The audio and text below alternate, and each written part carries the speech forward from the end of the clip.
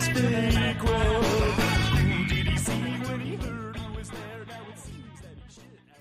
right, everybody, welcome out to the Log Room Guys Craft Beer Show. It is Tuesday, August the 9th, 2022. Jersey Johnny coming at you. And with me, as always, is none other than Mr. Beer Samurai eating something.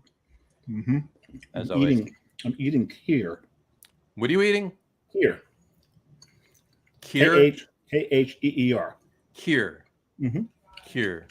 K-H-E-E-R. It's an Indian rice pudding. Ah. Which is interesting. Why would I be eating this? Why would you be eating Indian rice pudding or just rice pudding in general today? Because it's National Rice Pudding Day, John. Happy National Rice Pudding Day, everybody. Happy National Rice Pudding Day. There you go. What's interesting about that? What's interesting about it is, you know full well I'm not a big fan of wits because I don't like cardamom. Right. This is flavored with cardamom, and I love Keir. Imagine that. Mm-hmm. So you actually, so you don't dislike cardamom. You dislike cardamom in certain things. Yeah, I guess that's fair. I dislike it in beer. Okay, fair enough. With one exception. What was that beer? Indra Kanindra had cardamom in it. That was a great beer. There you go. I like that one. I will definitely. We're definitely going to have to try to figure out a beer with cardamom in it that you like. There we go. We have to work on that. So it's another special day today. What is that? It's National Book Lovers Day. Happy National Book Lovers Day. And see this, because this is for our younger viewers. This is a book. Mm-hmm. Not something that you're going to get on this. What is a book? So a book is... What is this book you speak of, Dave? What is neat about an actual book, the old school books, is they actually put the words right on paper. You don't have to log in. You don't have to boot up. It's right there on the paper. And it's neat. And there's so many neat things that you can do with these things. Like you can throw them at somebody, but then again, you throw your phone at somebody, I guess. But this particular... only if you hit them with the spine of the book. That's what's going to hurt, right? Your phone, no matter how it hits them, is going to hurt. So, well, if it opens, it can give and flaps around. It can give them a paper cut, I guess. Nice, really nice paper cut. Yeah, those things could be a bitch. But this is a neat book. This one's called Shots Original Miscellany. Mm-hmm. And they got some interesting stuff in here. Like this page here has got a palmistry chart. Gotcha. Which is interesting. It's got the four laws. You're going to start palm reading now? No. The Beer and Palm Samurai. There we go. There you go. The Palm Samurai. That sounds easy. They got the laws of robotics, which were written down by Isaac Asimov. There you go. Run around, which is really cool. Ambrose Bierce's Demon's Dictionary, and I was going through some of these with Johnny earlier. I think one of my favorites was the one right off the top, Achievement. Ambrose Bierce's definition was the death of endeavor and the birth of disgust. There you go. It's pretty clever. That's pretty good. Yeah, I like that. So anyway. I've been reading too. One book lately. Yeah. What have you been reading? I was gotten by Mr. and Mrs. Dargis, who watched the show on Mike and Lauren. Mike and Lauren. They actually bought me for my birthday. They bought me Steely Dan FAQ, and it's not FAQ. I think that stands for frequently asked questions, but. I think so. It's actually a book though. It's not answers to questions. Something else with easily accessible. You can pick it right up and start reading it. All that's left to know about this elusive band. There you go. It's actually I've gotten through about a quarter of it so far. It's pretty good. That looks like it would do more damage than my book. Yeah. Oh, this will definitely do more damage than your book. Yeah. And, well, this is hardcover though. There you go. And look, and the same too. Look, there's words on a page. Look at that. Words right on the page. A lot of words on this one. There's a lot. You got a much smaller font. Exactly. It's like they were trying to get 1,000 words into their S. They were trying. Actually, no, that's not. Well, no, that doesn't work. No, it doesn't work. It makes no sense. Not at all. Anyway, I'll stop making sense. Stop making sense. Oh, that's the talking heads. That's not Steely Dan. Exactly. That was a good movie though. It was a good movie. It's a great movie. So, all right. On that note, now that we've lost everybody that was watching from the intro, anybody who expected us to talk about beer, we're gonna. What would give you that impression? I think we should start talking about beer now because I'm thirsty and I could use a beer, and we always have to bring the guest in first. So and I gotta get some water to get the taste of cardamom out of my mouth. Cardamom out of your mouth. There you go. All right. Well, without any further ado, let's bring in our guest for today. Please welcome to the show. Without any further ado, you just said that. I guess I made some further ado. You got a lot to do. Welcome to the show from Butler, New Jersey, and Ramstein Beer, Mr. Greg Zaccardi. Welcome, Greg. How are you? Good, John. Dave, how are you guys? Hey, Greg. Pretty good. Wish you were here in the tasting room. There's air Wish we were conditioning, too. Some nice fresh beer on tap. I saw Dave's mug of beer, or actually it was water. Cold That's water, actually but water. we got a little bit of beer for you. I That gotta long fill my beer. intro, I had to do something. You had to do something. Yeah, I agree. Something. I agree. And if I were you, I would have been on my second one already. But. It's the only thing that makes us sufferable is alcohol. That's good. You guys are great. Thank you for having me on. Oh, thank you for Really coming on. appreciate it. Appreciate it. Of course. So, So, we're really kind of excited. This is the kind of beginning of a great time of year for a brewery that specializes in German style beer. We're absolutely. we're brewing Oktoberfest. We're getting excited about canning and kegging, which is going to happen in about 3 weeks or so. Oh, and can't wait. So we're gearing up for the launch of our Ramstein Oktoberfest. And Can't wait. This is something. thanks for the opportunity to talk about it. We still have our summer bock out there, which is delicious. There we go. Getting used to the orientation Of the can. There you go. There we go. There you go. But that's a great beer as well, especially when we're talking earlier how hot it was. Oh yeah. It's you got to replenish the electrolytes. You definitely do it. Summer Bock is a good way to do that. That's right. So, There you go. and then we've got our beer now available back in New York City through Niche Brands, which kind of inspired me to see, reach out to you again, John, and kind of get a conversation going and Absolutely. be back again on the scene. So we've had an exciting year or two. We've expanded the brewery and here to talk about it. That's great, and we can't wait. Let's get Dave opening a beer. What are you drinking there, Dave? Oh, I opened a Crimson Skull by Bonesaw. Crimson Vienna Skull style, by nice. Bonesaw. Yeah, Vienna style lager. They're down in South Jersey. Yeah. Visited them a while ago. I poured it into, and I got Johnny one of these because I love this glass. Oh Very yeah, nice. Schneiderweiss. Yeah, Into and the John's- brewery, great place. Yep. Mine's sitting right there. So. Yep. There you go. Yeah, when he saw this one, he's like, "Where did you get that?" I'm like, "I can get it." Schneiderweiss. Yeah, what? 4 months ago? 4 months ago was that Schneiderweiss. Yeah, 4 months ago. Yeah, great. he texted me at 6 a.m. because it was noon there, right? He texted me at Sure. 6 a.m.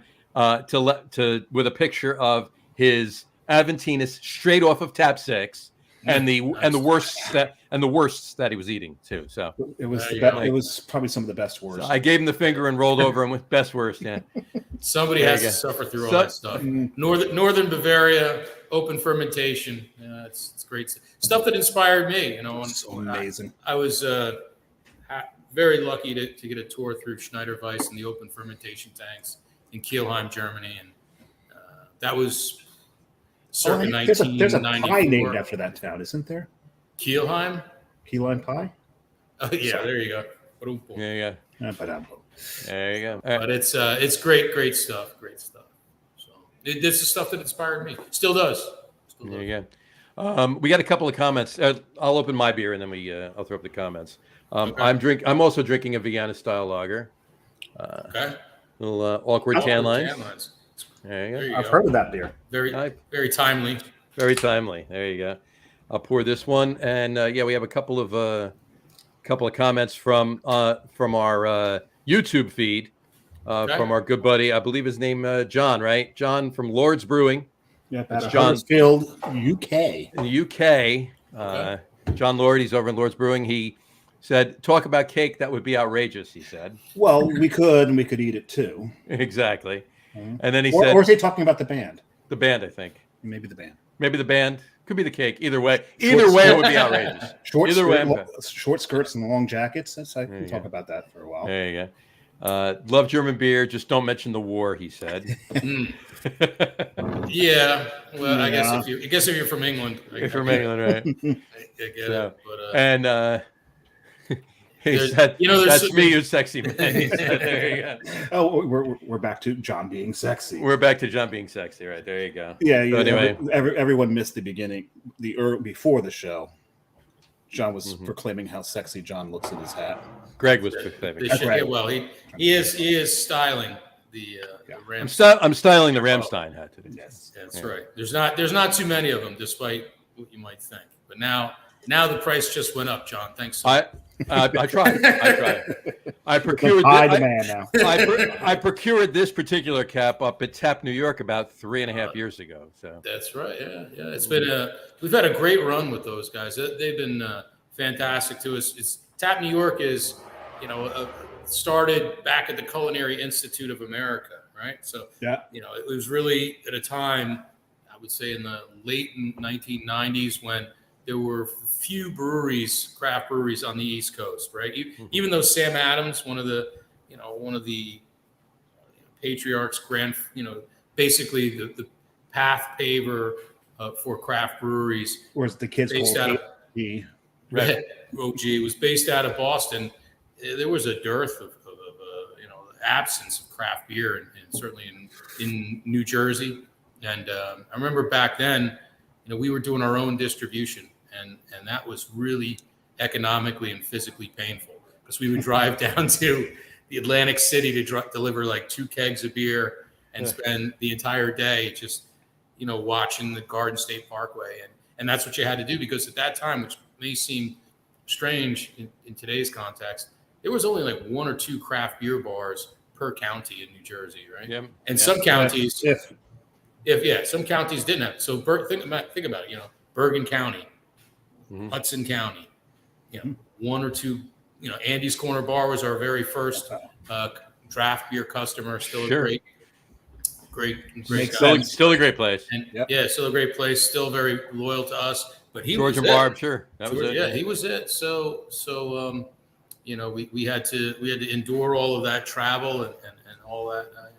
And now I think we're blessed with an opportunity to be a little more localized. Hey, Greg, imagine how bad it would have been if you had the original location you wanted. High Point. Yeah, I think we would have been. I think we would have been repairing horseshoes and stuff by now. I don't think we would have.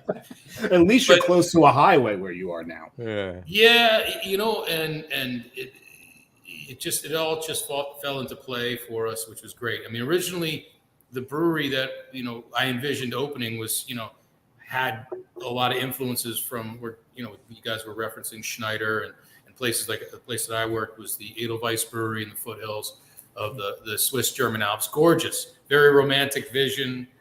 Who wouldn't fall in love with that kind of scenery, that beer, that cuisine and that culture. But, in 1995, 96, we just didn't have the infrastructure for that. We didn't have the customer base.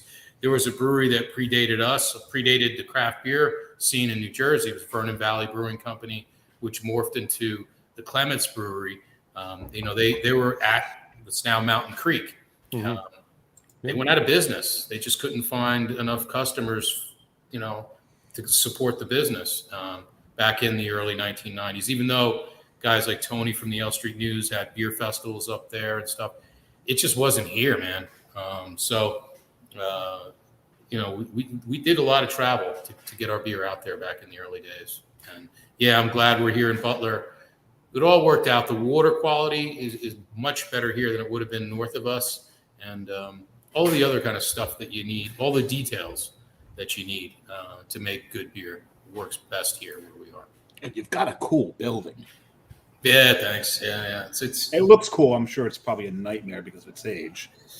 Yeah, it's a nightmare when you have to heat it, and we don't cool it. So that explains the sweaty T-shirt today. The tap room's cool though. The tap room's cool. That's important. Yeah. We sort out a lot of brewers that just are here for the beer. It's hard work without it being 100 degrees in the brewery. Not that being a cook or a chef or anything like that isn't also difficult in those conditions. But yeah, this time of year, like I said, we're just looking forward to Oktoberfest, and that's I think what cools us off and keeps us going. Absolutely. Well, for instance, when I was coming back, I had to eat something. I hadn't had anything to eat since 8:00 a.m. this morning, so I called Jess. I picked up a pizza on the way in. Just had to grab a couple of slices and scoff them down really quick. But I walked in this pizzeria that I ordered the pizza from. I promise you, it was 105 degrees outside. when I walked out of the pizzeria, it was cool. That's how hot it was inside the damn pizzeria. And those guys are in there all day and all night. Yeah, and you know, that's the way it is for us brewers too. You know, I'm not aware of too many breweries that have the luxury of the brew house being air conditioned. Yeah, right. An air conditioned brew house. Yeah, especially when you're a craft brewer, a small brewer. You know? Yeah, absolutely. It's not in the cards. So you guys we all earn our shekels for sure. That's for sure. That's for sure.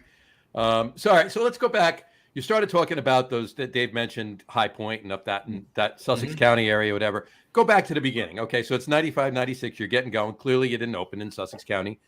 Luckily, fortunately, you didn't, obviously. But bring us, catch us up. What happened? What were the steps? What did you do? Because, a lot of people see Ramstein Beer, but it's brewed at High Point Brewing. So that discongruity of the two names, explain that for them. Because I know the story. John knows the story, but the schizophrenia of our brewery. Yeah, I get it. So at that time, first we incorporated, like I said, this is, when you look at it in retrospect, there weren't a lot of books written on this. There weren't a lot of breweries to go to and talk to. How do you do this? There wasn't kind of the support network like the brewers guilds that are out there. It was, you join the Brewers Association of America. You may attend a conference here or there. You go to a seminar. I had the luck of going to a seminar where Jim Cook was talking about marketing. Probably one of the best places you could be if you want to learn about. Oh, hell yeah! He knew a little bit about it. And at that time, it was name your brewery after something geographically significant in your area, and good luck. So we figured, I'm from northern New Jersey. I figured what was the coolest place in the area? Well, the highest point in New Jersey is High Point, New Jersey. It had a couple double entendres, blah, blah, blah. So we incorporated right away as High Point Brewing Company, established the business, and then set out to find the location. I guess that's sort of how you do it when you put together a business plan. And we reached out to a bunch of family members and friends. That's how we financed the brewery. Still have that core group of original investors with us, and I'm very grateful to them that they've stuck with me for 20 plus years here. And we looked at High Point, but again, gorgeous place, romantic vision. But when you start to look at the reality of running a brewery, what the demands are, the power, the water, how do you get rid of the excess water and stuff? And then again, like you had mentioned, how long's the drive to your first account? Where's the local Home Depot? Right. And none of that was easy at High Point. It certainly wasn't easy at Vernon. In fact, we met with, we ruled out High Point right away. It just wasn't in the cards for us, logistically and economically. Now I see breweries that are in Pine Island and, remote locations, and the demand is there to support the supply. Back then, you were, I remember, I tell this story all the time. I remember going to like the local bar here in Butler, which is like across the street, with the first beer of ours, which was a Hefeweizen. Hefeweizen is a fruity beer that's got a lot of haze to it. And I walked in and I poured the beer into the glass, and people knew we were brewing the beer across the street. It was a hazy beer, and the entire bar is full of sparkling light lagers. And they looked at me. They're like, "What's wrong with your beer?" Yeah, really. With you. Now it's the photographic negative. If you walk into a bar and there's hazy beer on the bar, and you show up with a sparkling clear beer, the customers go, "What's wrong with you?" So it's come full circle. Absolutely. But so that was what happened. With kind of the original start to High Point is we wanted to be at High Point. We established the name High Point Brewing Company legally, and then we drove. We just couldn't find, like I said, the right infrastructure and utilities to support our brewery and what we wanted to do. Right. Until we drove south and found High Point, Butler, to open our brewery. So north of where we are right now, the next town up is West Milford. And West Milford, has well water, septic system, propane gas. Really can't run a brewery on that stuff. Yeah. At least efficiently. So this was where we came in. It's a cool building. It was built in the 1800s, right around the Civil War era. So when you look at the brick outside, and you got to realize it's from the late 1800s. The insulation feels like it was from the late 1800s. I think the insulation or lack thereof is or lack thereof. Yeah, and we did some. We've done some modifications. One of the things that we did in the last 18 months was we expanded our capacity by 70%. Nice. Wow. Yeah, we were at capacity for a while, and a couple opportunities came along, and we've now expanded to 70% more capacity. Nice. But to do that, we had to do a little bit of surgery here, and like the steel that's part of this building is Carnegie steel, so it had like embossed Carnegie. Oh wow. It was really cool, like really, really neat stuff. So yeah, we're in this building. It's historic. It's in what I consider like the gateway to the really beautiful part of New Jersey that most people don't think of as New Jersey. They think of it as the Hudson Valley, and technically it is the Hudson Valley. And don't tell anybody we got beautiful spots in this. we want them to stay out. They've already overrun our beaches. Right. Stay out of our hills and mountains. Yeah, don't even get me started on that one. Yep. So we're kind of goes back to that whole like Tap New York thing that we were talking about before. We're at the beginning of the Hudson Valley. And the guys from Tap New York always brought us up there, and from the beginning, and I think we're part of that beautiful part of New Jersey. And we have our own reservoir here in Butler. That was the other important thing. Very soft water, which from a brewer's perspective is ideal for making a variety of beer. Right? It's great to have hard water if you want to make those British style ales. I think everybody from Britain will tell you that.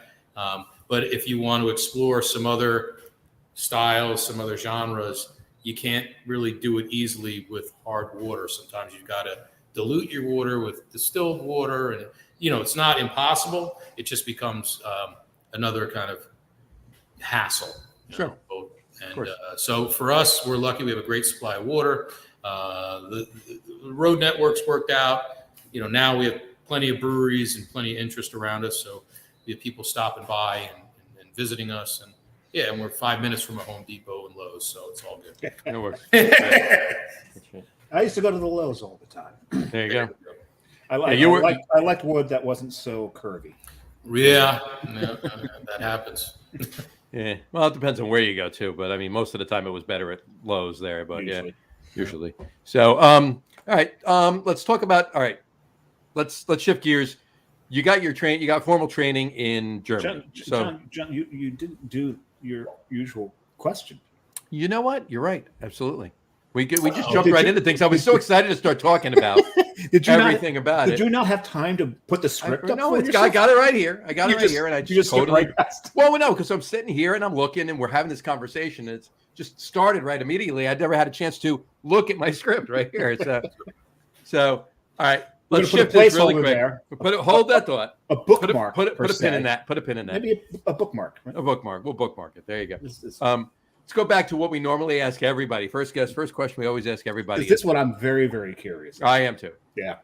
If you can remember, what was the very first craft beer, or what would be considered or could be considered a craft beer that you ever had?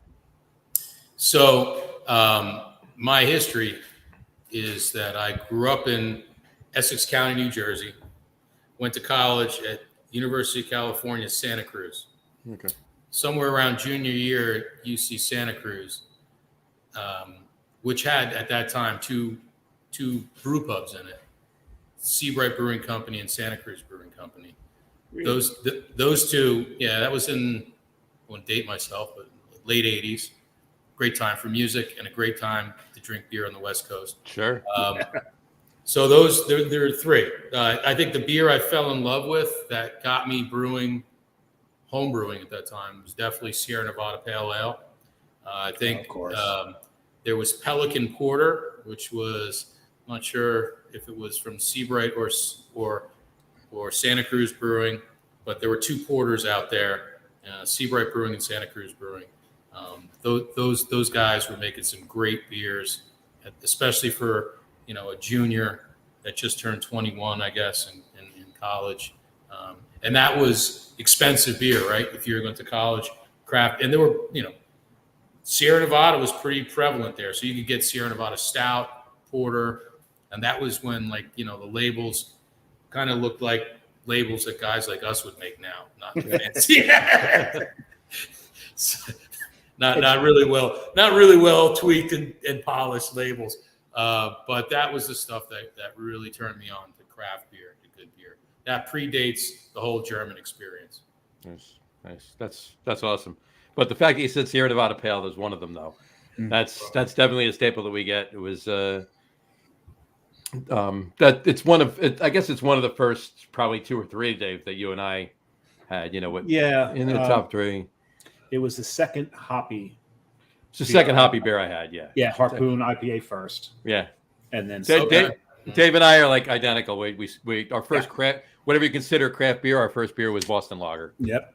Okay. And then the second one was Harpoon IPA, and the third one was Sierra Nevada. But we're both top. Those 3 in that order are the same for both of us. It diverges a little bit after that, but not a lot. Right. Yeah. So, that was an awesome time, man. That was like the Great Awakening, and you had to drive great distance. Once I graduated at a time when they had the big, for you baseball fans, the earthquake in San Francisco. So perfect timing for me as well. Sitting watching TV, watching the whole earthquake go down. Well, there's no way you can get a job when the city's recovering from an earthquake. Yeah. And, they recovered for a long time. So I came back to the East Coast with my homebrew kit in hand and joined the New York City Home Brewers Guild. I got a job in Manhattan. I worked for the US EPA, Environmental Protection Agency, for 7 years.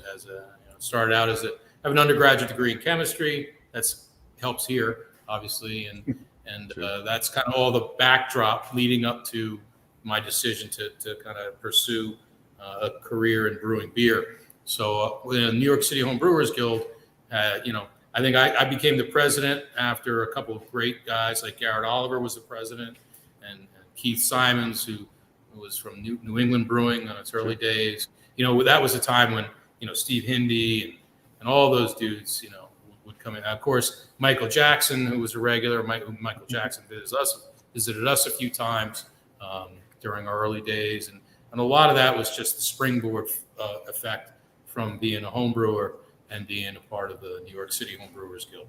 That's great. That's awesome. And I if I may speak for Dave, okay. we are very happy that you made that decision. Yes. Oh, well, thanks. Thanks, right. guys. Absolutely. Great. That's very nice to hear. Thank you so much. Especially once Absolutely. that Oktoberfest hits the shelves again. Exactly. Yeah.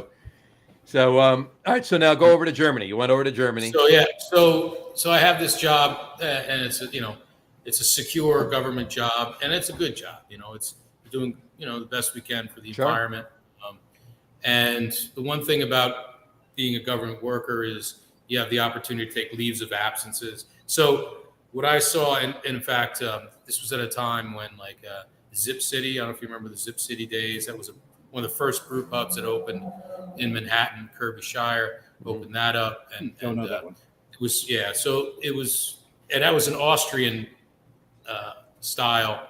It was right in Union Square area, Austrian style brew pub, Zip City. And it was just the beginning of this revolution. You want to talk about like a craft beer revolution? You could feel it. Things were starting to pop and change. And the Brooklyn Lager was available now. And one thing, there you go, right behind, and all that stuff was really starting to happen at that point.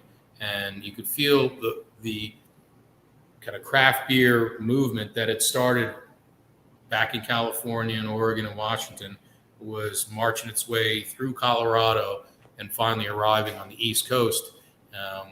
And like I said, breweries were starting to open in New England, some of the ones you mentioned, and DeGrowen's down in Baltimore and all this kind of cool stuff. So I was like, this is really interesting. Maybe, and my wife's German. She's born in Germany, and we met here. She was here at a college exchange, or she was at that point college exchange program, and we just, one thing led to another. Turned out her family had been brewers for a couple generations, which was kind of a cool thing. And Sure. I'm like, and when her exchange program ended, she went back to Germany. That's how it works with a visa, by the way. You go back you have to go back to where you're from. And I went over to visit her and a couple of times. And that part of that, one of those visits was a trip to Schneider and to, Bamberg and all over Bavaria, and just fell in love with that girl and fell in love with that beer culture as well. And I came back and decided to take them, the next step, and got into beer, got married, still had my job. And my father-in-law at that point said, if you really want to pursue this, you should come to Germany and learn how to make beer, and see if you want to give up your desk job The proper way. and work in a brewery, because it's a lot. And he was 100% right. It's a lot different working in a brewery than it is working in an office. Sure. A little bit. A little bit. So I did that. A lot more cleaning involved. I love the footwear though. I love the rubber boot. You can't wear those boots in an office. You just can't. And we're back. We're back to sexy. So and that's how it all really started to kind of come together. The confluence of a lot of interesting opportunities, and I ended up taking a leave of absence from the government. Went to Germany and worked there. Did a full brewing apprenticeship, certificate and all that good stuff, and said, yeah, this is what I'm going to do. And came back to the United States and started, raising money to open a High Point Brewing Company. And then you now know the rest of the parts about, High Point Brewing. And then we arrived in Butler, and that's where everything launched from. And the rest is history. There you go. Right? The rest is history. Yeah. Well, still got to talk about what the name of the beer became. Right. So how did we arrive at Ramstein? Right. So I was one of the original guitarists of the band. Just kidding. Yes, that does. That comes. But you did write to Hast. I was a drummer. They fired. I think that's Yeah, you go. He died. You didn't write to Hast. No, I didn't write to Hast. So obviously that was unbeknownst to us entirely. We wanted to, get a name that kind of reflected what we were doing, which was German style beer with a little bit of American influence. And if you look at where that happens in Germany, it happens at Ramstein, because Ramstein Air Force Base is the largest. There you go. He knows the largest military base in Europe, and it's the home of the U.S. Air Force. And it's a place where a lot of Americans learn about German culture, and a lot of Germans learn about American culture. So it was kind of a hybrid location of exchange of cultures. And sure enough, that's why it made sense to us. And then the band came along and ruined it all. What's interesting is my son's in the Air Force. He's stationed in Italy. He did not go through Ramstein. He actually got to Italy through Charles de Gaulle Airport, which made no sense to me. Interesting. Yeah. Didn't particularly enjoy his stay at Charles de Gaulle, but right. Wow. So we selected, Ramstein as the brand name, which had a really memorable ring to it. It was, like I said, reflected what we were doing at the time, especially relatable to the Germans that, our first beers were Weiss beers. I talk about the being the original hazy beer. It's true. Weiss beer was the original hazy beer. Obviously got leapfrogged with New England IPAs, et cetera. But, at that time you needed something that people from Germany that were familiar with Weiss beer could relate to. And so we were selling for the first couple of years just our blonde Hefeweizen and our Dunkel Hefeweizen. And then, as John, we talked about earlier, our winter seasonal was our winter double bock, our winter wheat double bock. So 3 Weiss beers. So we coined, legitimately so, the tagline, first exclusive wheat beer brewery in America. We were at that time. Yeah. Yeah. Just didn't pay the rent. So we, No. but sounded great. Made for a great T-shirt. And that winter wheat, that is one of 2 beers out of Ramstein that I look forward to every year. Oh, thank you. Yeah, that one in the Oktoberfest. Yeah. Well, I look forward to one other one too. Well, I look forward to a few, but I look forward to one other one too. Yeah, there is that third one. Yes, that elusive one that comes a little bit later than the one that never happens. The one that you can't find all that often. Well, I offered you guys an opportunity to do a location. So we're gonna event. We're gonna do an on location from the Icebox release day. There we go. We got to do that. So we'll be there that day. So yes, the Icebox. That'd be great. But, absolutely. It's going to cost a lot to Uber up there, John. I'll get us a ride. I'll get us a ride. You get us, and then I do need to plug public transportation here a little bit for my environmental days. So you can take the 194 bus. The 194. Yep, there you go. You can take the 194. So you can either take it out of Port Authority or Willowbrook Mall. So, John, you can take the train into Penn Station, take the ACE, the 123, or the NRQ all the way up to PA, to Port Authority, jump on the 194, and you're there. Easy peasy.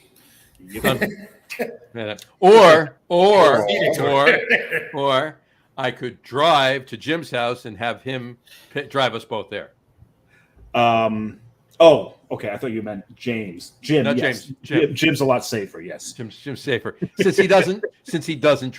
Since he doesn't drink. There you go. You've got a DD. Excellent. Anyway, so you got a second beer there, Dave? Oh yeah. So we're talking about all these German beers, and I did have a German beer in the fridge, and yes, I'm drinking it out of a 1 liter boot, because German. Because cool. This is interesting. It is a low calorie, low carb, low ABV beer, but it's got flavor. It's actually quite yummy. I picked it up kind of on a lark for International Beer Day just passed on Friday. Right. So we got this one. We got Super Bock from Portugal, which is, I like that beer a lot. Sure. We got something from Bolita in Mexico, and of course Red Stripe, because why not? And after you've had 3 or 4 other beers, Red Stripe doesn't taste all that awful. But this are you sure about that? No, it was still pretty damn awful. It was awful. This is one of the worst beers on the planet. Anyway, but this beer was actually, I think this was the pleasant surprise. I'd had Super Bock before. I knew what it was about, and I liked that beer a lot. But this really surprised us that with that low of alcohol, that low of calories. Nice. Even. So we've got something, and now we didn't practice this before, but this we released this summer. If I could work the camera here, there we go. Does that make sense? There you go. A crushable 4%. There you go. A crushable 4%. There you go. And it's our golden lager, our Helles. It's delicious. Oh, it's full flavored. Like you said, there's a lot of flavor in great clean lagers that have all malts and do it right. And you don't have to hit yourself over the head. You could have a few of them. You could have a half liter boot, or is that a liter boot? That looks like this is a full liter here. Full liter, yeah. So you can have a liter and. Did you pour 2 cans in there? There's 2 cans in this. 2 cans in there. All right. If it 2 16-ounce cans, so that's a full liter. That's a full liter. Yeah. Okay, so that crushable there just became an ISO for me. All right. I think we have 9 cases left. We'll do it again though. I'll have to take a ride up there, pick up some summer Bock and some crushable. I'll have to do that. Yeah, I'll have to do that before Oktoberfest, because once Oktoberfest comes out. Yeah, it's only available here. We just did a limited run for the summer, so sorry, but it's really we're going to do it again. It really took off. Well, I told Carrie the other day that I got to get her to the brewery. I think she's been there before, but we've not been there together. So we're going away for about a week and a half. But when we come back, we've definitely got to get up there. He's not going to be able to find any beer where he's going either. No. It's a dry town. Yeah, it's Asheville, North Carolina. No.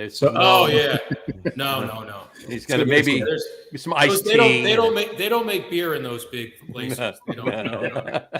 No, so that'll be fun. But we'll have to get up there.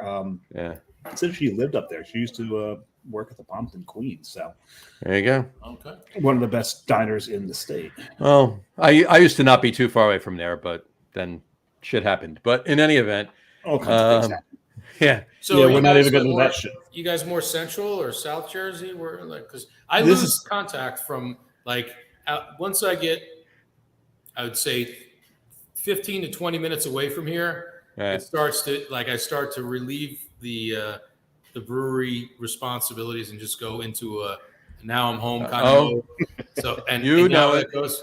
Yeah. So that's when you ask me about all these different local breweries. I know a few of them, but I don't.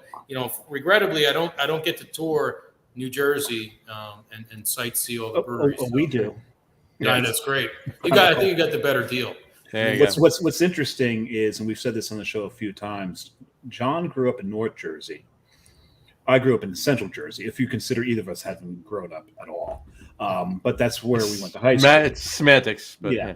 And now John lives in Central Jersey. I live in North Jersey. I'm in Hudson County. Okay. I'm down in Monmouth County. I'm actually in Belmar. That's why I said before. You okay. said when Dave said before invading the beach, I'm 4 blocks from the beach in Belmar, and it's like during the summer, if my car's not parked out on the street by 1 o'clock on a Friday, I don't have anywhere to park until Sunday night.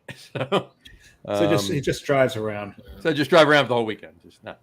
Now we have a driveway, but it fits one car, right? We have 2, so Boy. there you go. So Well, you have a beach house brewery down there, right? That's a nice Beach House place. is about 8 blocks from me. Oh yeah, you can walk. And they're a easily brew walk pub there. now too. They're not a brewery Right. anymore. They're a brew pub. They bought a license, Right. and it changed hands too. Merck sold. I didn't know that. Okay. Yeah, it changed hands. Told you I don't get out much. Even though I do get around the Jersey, stores and bars to sell beer, but to settle into a nice pint at a bar, it's not as frequent as. I mean, I have one here, so. Why would you go? Yeah, right, exactly. So, But I'm gonna open So my I bet second Jersey beer. Shores. So we're going to be close to you guys, sort of. I think October 8th, we're doing the Central Jersey Beer Festival at the Mercer County Park. Oh, that's the blend one, right? That's It's put on by Brent. Yep. Yeah. Yep. No, that's always a good time for us and gets us an opportunity to get down because we're distributed technically all the way to. God, I'm from New Jersey and I hate when people use exits, but I will say just north of Atlantic City, exit 48, New Granada area. Sure, So- yeah, down all the way to Ocean County, where Ocean County stops. So you're like all the way right. down, right? So that's one of the reasons we don't do the Atlantic City Beer Festival. We're just not in that market, and it just to pour all those resources into a place where you can't get our beer. But you just expanded. Are you going to expand into that market, or are you just increasing? I think we're going to backfill some of the other markets. We just got back into New York City and Long Island and Westchester, so the 5 boroughs in Long Island, and that for us, that God willing, will be a really good market for us. And I work in New York City, so definitely can find you there. And I go through Port Authority. I do take the bus in. There's a craft beer store that says it's coming soon. We'll see how craft beer in Port Authority. In Port Authority. In Port Authority. And you know where it is? Where? It used to be where a brewery was. That would be, I can't remember the name of the brewery now. What's the name of the brewery in Port Authority? What's the brewery that Manhattan lost prior to COVID? No, I don't know. Heartland. Oh, Heartland. Oh, the chain. They had a bunch of places. Yeah, they had a bunch. Yeah, they had about 3 or 4 of them. But it's opening where I think it's opening where No, that's wrong. No, Heartland was in Times Square. That Heartland location was No. That was the Chop House in Times Square. There was one in Port Authority. There's actually now a bakery in there. Okay. The Cake Boss or something like that. But next to it is where this craft beer market's going to be. Look at foot traffic, right? Yeah, right. Yeah, no, that'll be good. That'll be good. One of the places you can always, rely. And Paul's been a great supporter of ours. The Barcades. Those guys carry us.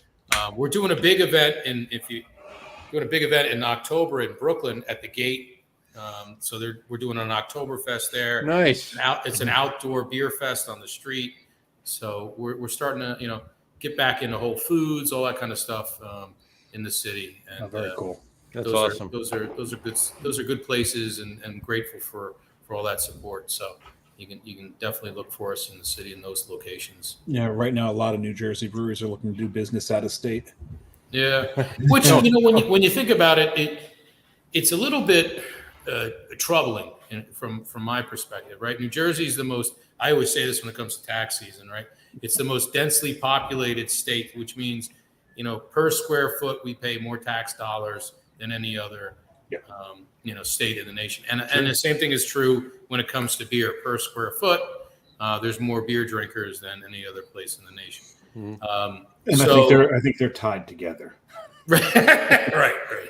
So I think there's a lot of opportunity in New Jersey, and usually the further away you get from your brewery, the more support you have to provide in order for things to be what you want them to be. And, sure. No, agreed. So, definitely.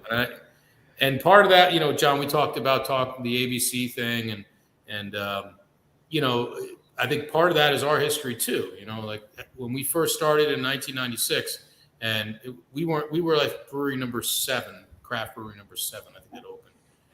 Okay. At that time, they still do have AB, Anheuser-Busch in Newark. I think the Pabst brewery was still. Pabst brewery was still there. Yeah. Still kind of on life support there, and I guess Irvington, and that was it. So it was those two, and then of course it was Dave at Climax. Flying Fish, River Horse, Rick.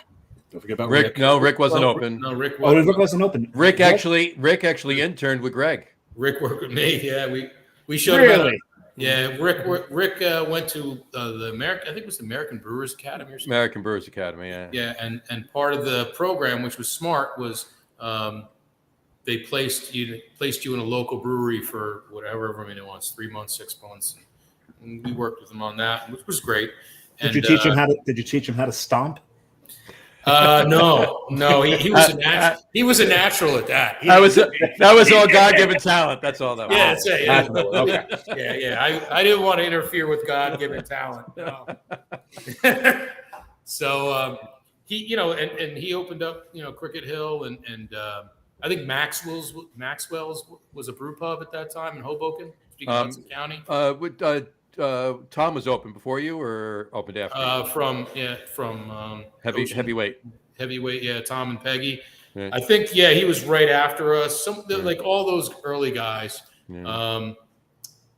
Like I said, River Horse. It was under a dozen really, and it was really And that's including brew pubs too. When you're talking about it too. Yeah, so it's not just production breweries. Right? Yeah, because you had to ship in back then. Mm-hmm. It was in hindsight a bad idea, to be in this state. It really was an economically bad idea. You had, like I said earlier, you had very few craft beer. You had very few customers.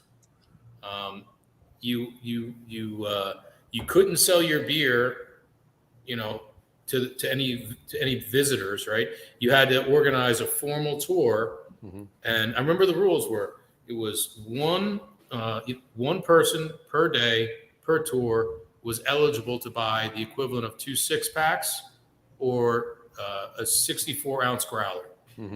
So you had to dedicate all your time to give somebody a tour. Now anybody could show up and talk to you about beer, which, when you first start, you're so excited about what you're doing. You're happy to talk to people. And all of a sudden it's like, I've been speaking with you since 11 o'clock in the morning. It's 3 and I can't even sell you a beer, but you've had a bunch of free samples. And that's how it went. It was, everything was free. It was like the poor kid on the boardwalk with a tray full of fudge samples, and people are just buying, plowing through the fudge samples, and nobody's buying any of the fudge in the store. Sure. And you couldn't if you wanted to. And I said this. We talked about this yesterday, Greg. And I said, Dave, I said to Greg yesterday, I says, how asinine is it that back then you couldn't sell anything and you had to give everything away for free? Now you can't give anything away for free. You have to sell everything. Yeah. Yeah.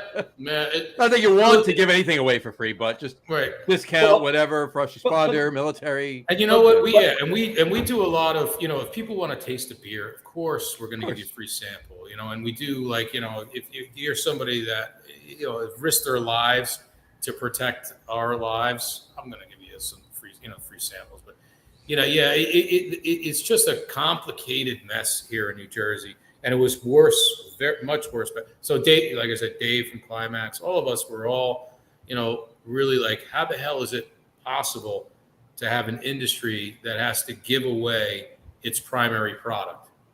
Like, how do you, you go to these, you go on, try to speak with, a congressman or assemblyman or senator and say, you're an accountant, you're a politician, you're a lawyer. Would you ever do somebody's taxes for free? Would that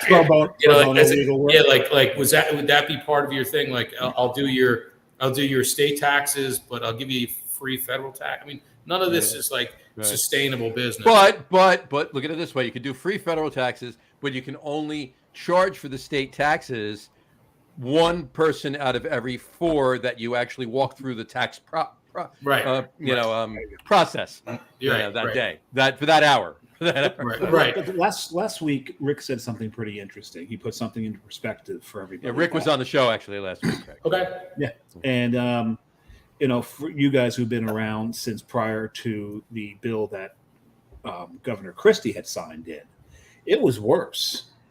Mm-hmm. So the rules now, this ruling, is still not as stringent as what you all had to deal with when you first came online.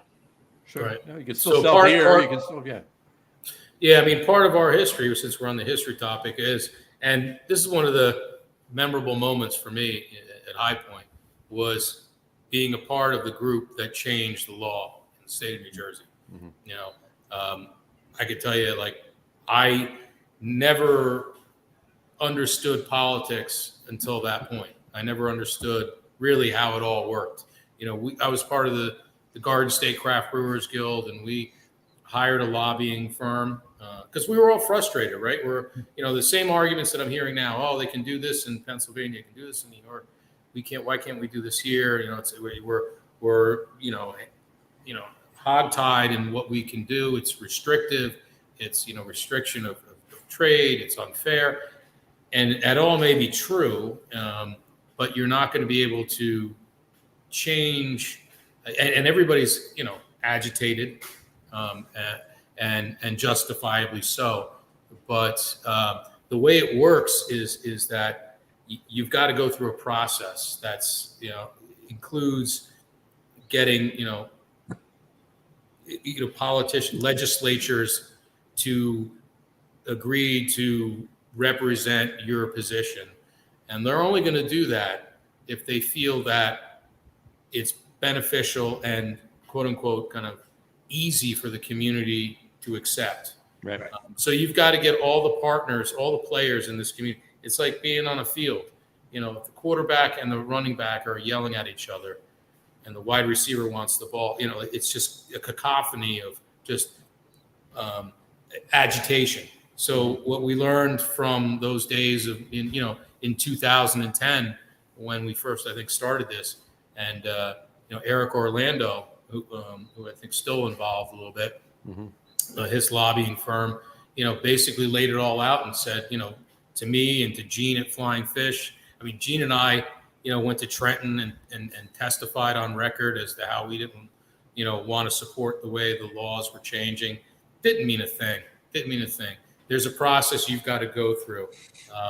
And that requires you to kind of go around and get all the players on your side. You've got 6,000 retail licensees, and you now have, back then you had 12 breweries.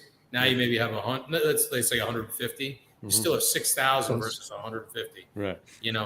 We got the passion, but they got the numbers. So you And I remember back then the classic line was, "There's two things politicians in New Jersey don't want to deal with or touch. One is abortion, and one is alcohol." And unless you can get all the players involved to agree that this is going to be okay and they'll deal with it on some level, never going to happen. Never going to happen. So where we're at now is true. These special rulings are a lot more than we got. When we were able to put this bill together, had a lawyer involved in drafting the draft bill and all of basically the terms and what we were going to do and the limitations. I mean, the one thing that the bars and the restaurants did not want is direct competition. And I mean, I promised that we would not compete with them. And back then, you had to sell your beer through a distributor. You couldn't do any of this. So you needed, and I still do. I mean, those are our primary business partners. You need them to be, truly partners in the sense of the word. You can't be exclusionary and say, it's a zero-sum game. Either he's going to go to your bar or he's going to come here. If you're going to do that kind of game, or I'm going to take all your business for the first half of your day and maybe people will come over there. That's just, I just think that's a dead end. So when we were able to get this passed, it was based on a lot of promises that all we were going to do was basically break even as a public relations opportunity here, not make the tap room the primary source of revenue for the brewery. And I remember the guy from, forget his name, he was the owner of JJ Biddings at the time. And he's like, "Oh, you guys are just going to open a brewery and next door to me on Main Street and steal all my business." And I'm like, nobody's going to put a factory on Main Street and steal your business. It's impossible. How are we going to do this? But, in hindsight, that I didn't see that could have been a possible business model. And today it's sort of evolving into that. And I think it's in a direction that's not really kind of symbiotic for the industry, not to use a big fancy term, but I think we're all in this in a way that we can all benefit from each other's, business opportunities. But if you start to zero in on, and I don't zero in on yourself rather than on the community, I think it's just not productive. It's just not productive. Gotcha. We've heard the term said a few times because we've been talking about this topic for the last 5 shows, John. about since it came out, right? Since July 1st. So right. So we've been talking about this for a while, and everyone has said any deal that's made has to be common sense for everybody.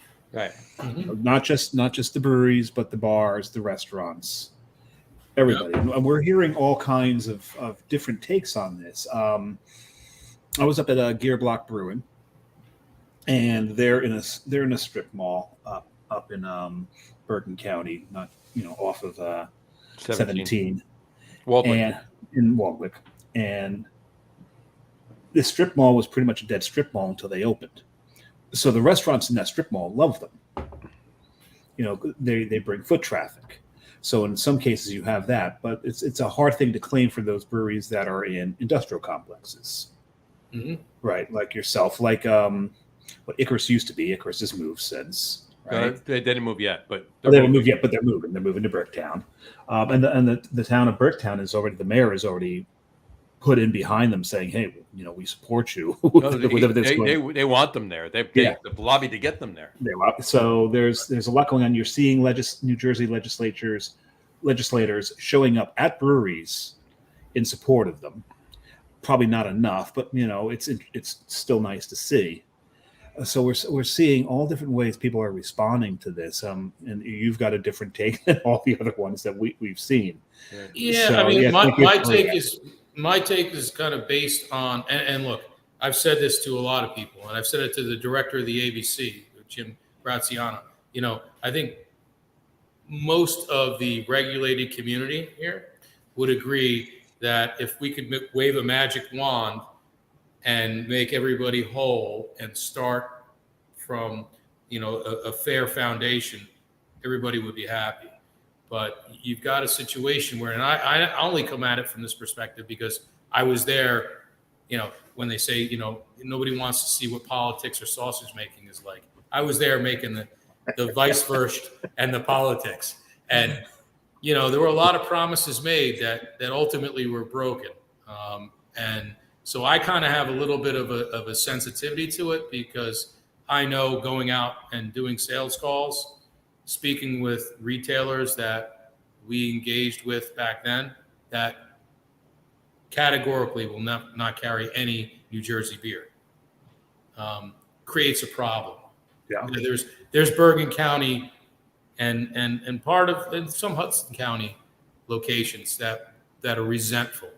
And in fact, New Jersey Monthly, I even have to. It's Central Jersey. It was you can look it up on the web. There was a New Jersey Monthly article that interviewed a number of Central Jersey restaurants that refused to carry New Jersey beers for what we're talking about because they feel, they're stealing their customer base with their, bar-like activities, blah, blah, blah. I don't want to see these guys that opened up these breweries in the last 12 months, much less the last 12 years, get kind of their dreams hurt. But there is some historical background to this that needs context that needs to be at least addressed and not ignored. Like the original kind of arrangement that was made was based on, we'll run a tap room, we'll make some money, but we're not going to step on anybody's toes. That's the only way the law changed. If we didn't do it that way, and I say this to Brewpub because I deal with a lot of these guys every week, and I one of them, one of the guys, I won't tell him, but I said, can you imagine if this state that we're in right now is what we presented as how things would be to change that law? Do you think that law would have been changed? And it's absolutely not. So, it's evolved to where it's evolved to for a lot of reasons. There's a lot of things, and it's something I think we would all love to run our businesses to the maximum profitability. That's obviously one thing in common we all have in common. Right. And I know this. That's why I said I have a very different take on this because I was there, mincing the meat to make this happen. And so was those other guys I talked about. They all were there. They all heard the same kind of negotiation. It's a negotiation. And now if you think you're going to change the law by directing your frustration in a different direction than addressing the legislature and the statutes, it's just wasting your time. Right. There's a couple of things there. Earlier you mentioned, you used the term symbiotic, right? And maybe we're a little jaded and it's like one-sided and tunnel vision for us. But there are some restaurants that we see that have become partners with the New Jersey breweries. Mm-hmm. John and I could probably ramble off quite a few of them. Sure. One that's near and dear to both John's and my heart, Cloverleaf Tavern, is you've got a model in success with that, right? Mm-hmm. That they've done that. It becomes it. They've been very great to us. Yeah. And you get these restaurants that. And there's two breweries within a few Ryan's miles. been really good. There's two breweries. There's two breweries within a few miles of there, and I don't think they're losing much business to them. No, they're not. As a matter of fact, when you get a restaurant like that who welcomes the craft beer, especially the locals, you get people that go there for that. Now, maybe that's because maybe that's just us because that's what we like, that's what we adore. But these restaurants are doing very well. Mm-hmm. They're doing very well bringing these beers in. And even when you look at some of the the large national chains, if you look at a B-Dubs, every B-Dubs is exactly the same. You've got your macros. I mean, right? You've got your craftish beers. Crafty beers. Right. And then you got your national crafts like a Sierra Nevada Pale.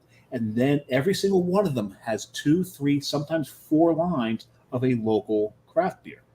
Right. So even these big chains understand there's a symbiotic relationship between local breweries and restaurants. Mm-hmm. And so I know what you're saying, and I get what you're saying. There's a history behind it. There's precedent behind it. But looking forward, scrap the history. Look forward. See what is happening. What is working for a lot of these restaurants. Now, again, I say that with a caveat that, John and I being what we are, consumers, Mm-hmm. and craft beer nut jobs, we look for these restaurants. But Sure. still, we're going to these restaurants, and I don't know any of these restaurants that we go to that are having a hard financial time. In fact, they seem to be thriving.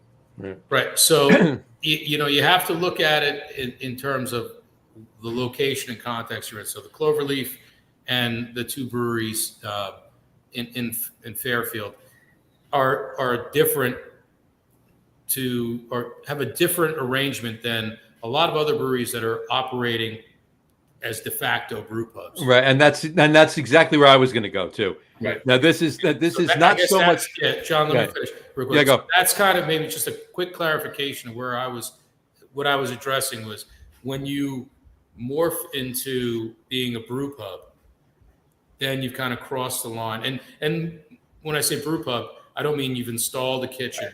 I mean you've brought in a food truck, you've rolled up your overhead door, the food truck's serving counter is right there. They're putting wait staff into the brewery to serve food. Look, in an ideal world, I could care less. Like if that's what you wanted, if somebody had not spent $750,000 on a liquor license, have at it. It's capitalism.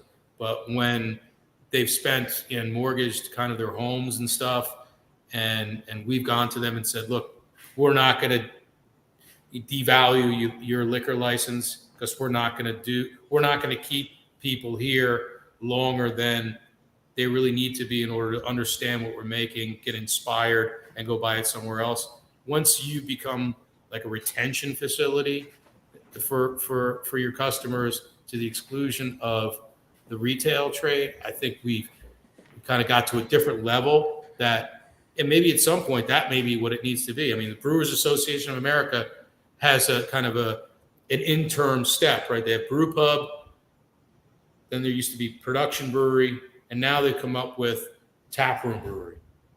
Right. It's a new definition of a brewery, and maybe that's where they need to be, is a new definition of a license, just so it's fair. That's all I'm saying is, maybe, of course, Ryan at the Cloverleaf, he's got an awesome thing going. I don't want to jinx him, but I don't think anything could rattle that. He's got great food, a great vibe in the place. Well, he's a fantastic businessman. Staff, yeah, and the local breweries that are there, I don't see them doing some of the stuff that other breweries are doing. Not that I'm like a police agent about it, but I'm just saying once you get to the point where you're stealing business from the retail trade, I think you put the entire craft brewers of New Jersey in a weird spot, because then you give the retailers a opportunity to go, we got 18 lines here, 24 lines here. They're really not happy with New Jersey beer, and there's a lot of other opportunities out there. Sure. But And just to play devil's advocate, but why does it work in every other state? Because they don't have $750,000 liquor licenses. So, but why is it the brewery's fault? Plain and simple. But why is it the brewery's fault? It's not the brewery's fault. It's the system's fault. But it's the system's fault. The breweries fall into that system, so that's where we're at. But who created the system? that would be prohibition. Prohibition, yeah. And it sucks. But like I said it about 20 minutes ago. Makes no sense to open up a brewery in New Jersey. Right. I did. Yeah. And a part of that was all this restriction. So you could just roll the dice and hope you can do well. But at some point, if the law is not on your side, you're limited. You're gonna end up hitting that roadblock. And to change it so that we have laws that are as supportive of what we do as New York or Pennsylvania, that requires like legislative change. And part of it is activism, but a lot of it is getting the legislature, somebody to write a bill and somebody to present it to, the people that pass the bills, vote on the bills, macerated all around. I mean, you just saw what happened with, what do they call it now? The Inflation Reduction Act or something, or bill or whatever, all that. Dude, it was a total eye opener. I thought we'd just get upset and pissed off justifiably. And the ABC director would say, you know what, you guys, you should not be giving everything away for free. It's totally unsustainable. We get it. We want to foster craft beer community and blah, blah, blah. That's not how it works.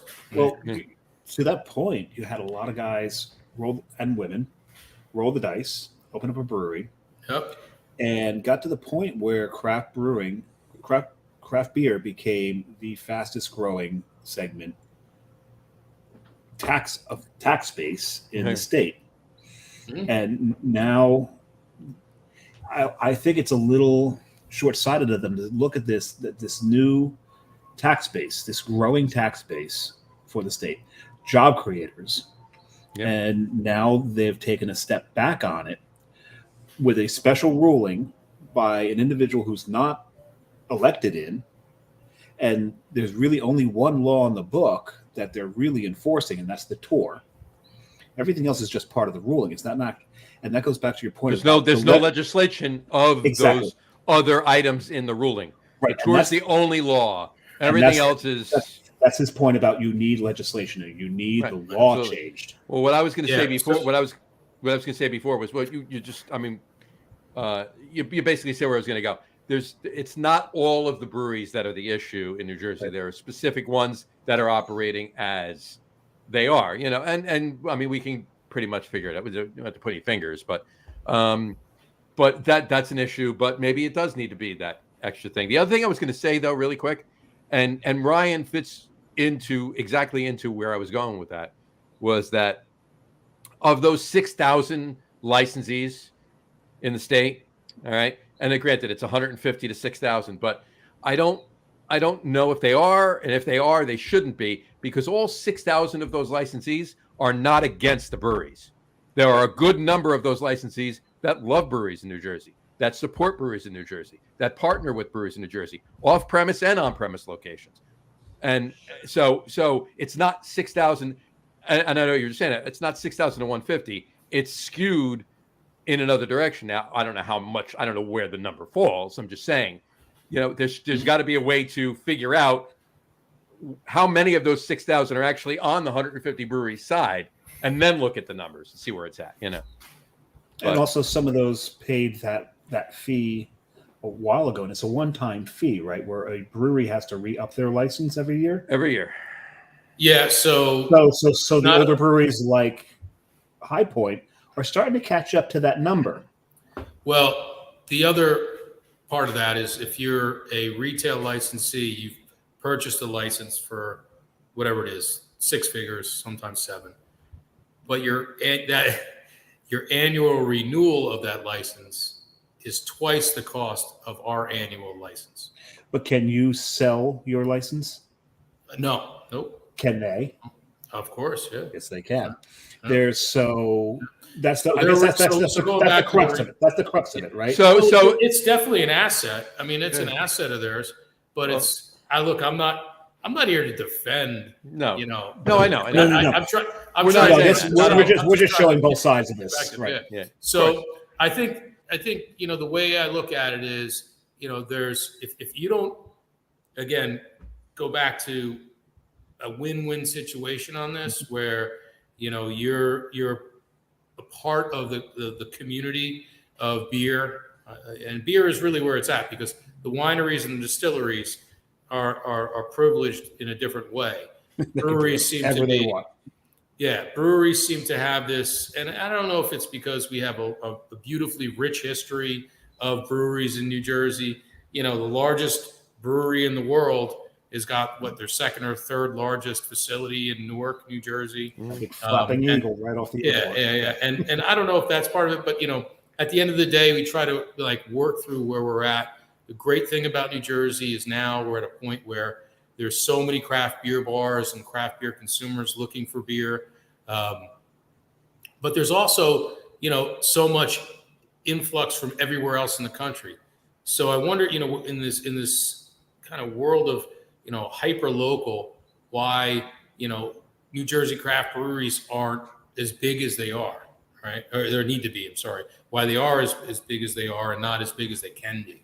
Mhm. You know, if you look at the surrounding towns, states and towns, there are states and state. Yeah, I would say regions like New England and also, I guess I would say, the southern states, those breweries seem to transcend beyond the four walls of the building. And that's where your real growth happens, right? That happens through the support from the retail side. So, I mean, there's no reason why breweries in New Jersey, should be, averaging 1,500 barrels a year. I mean, that's, as I mentioned earlier, the most densely populated state of craft beer drinkers. Our breweries should be like, when you look at from New York City to Philadelphia and everywhere in between, it's like 30 million people. Mm-hmm. And you're operating breweries at under 500 barrels. The economics don't work. There's some other force at play. And I think I hope it's not resentment. I hope it's not, there's some mechanism that's not jibing, but I can tell you this, that if you do continue to not engage, incorporate that other tier, well, actually both tiers, the distributors and the retail side, it's going to be hard. It's going to be hard to get beyond your four walls. Yeah, I agree, 100%. Yeah, and this has been an amazing discussion because we're seeing it from that's so great. many different angles. I'm loving every minute of this. Because some of our other discussions, it was very, very one-sided, right? Yeah, I mean, I was once in 1999. I'm going, what the F am I doing here? I'm giving away everything I got. The wineries can hold weddings. Like you said, Pennsylvania, New York, they can do whatever they want. And here in New Jersey, I'm opening the door. And at the end of the day, it's just tons of free samples, nothing in the register. Where are we going with this? You just brought up the other point, is the whole thing about them controlling the events. I look behind you. You got TVs up there. Those are the two TVs that you are allowed? No, those are menus. Those are my menus. I'm sorry. That's our tour. Those don't count as your TVs. No, those are digital menus. I'd be surprised if they didn't. But the whole event, because the other point we've made on the show a few times is the overreach of the ABC, where they're actually regulating entertainment rather than alcohol. Yeah, that I don't. That to me is strange. For me, I think at the end of the day, it really does come down to who you are as a brewery in New Jersey, right? Are you a brew pub? Or are you a production brewery? If you want to be a brew pub, I mean, I don't think, other than buying a liquor license, there's no real obstacle. If you want to be a production brewery, you're a production brewery, you have a license already. And I really do think that there's an opportunity out there to explore the tap room brewery, program. That model makes a lot of sense for a lot of people. I mean, there's limited outside distribution. They want to do entertainment. They want to do, which is cool. They want to open mic night, spoken word, comedy, all that stuff, and whatever they want to do, and that's good, and I guess if they have that permit and blessing from the ABC, that's why all of this I learned comes down to, there's a statute, and the statute's black and white, and the statute really just allows limited sales based on a tour. Right. Mm-hmm. And then the ABC has to interpret what the statute really means. Does it mean no food? Does it mean no open mic night and spoken word or whatever? Or does it mean, you can do all of that? And I think the ABC has decided that, there's, with this special ruling, we're going to give these guys 25 events or 15 or 50 or whatever the number is, arbitrary, but they come up with a discretionary number that they think is fair for everybody. And for us, I mean, either way it goes, I mean, it doesn't really matter. We don't rely heavily. I mean, our retail sales here are a fraction of our wholesale sales. Now that we're post-pandemic and pre-pandemic. Thank God we were able to sell beer here during the pandemic. Sure, absolutely. That was probably 50% of our revenue stream came from, the awesome folks that came in and bought, wearing masks and goggles and, hard hats and everything coming in. Hazmat suits, buying growlers and sixtels to go. But where do we go from here? As you mentioned, the future. I think the future involves everybody, and if you don't involve everybody, you're just going to be wasting a lot of time and energy. I agree. Watching, like I said,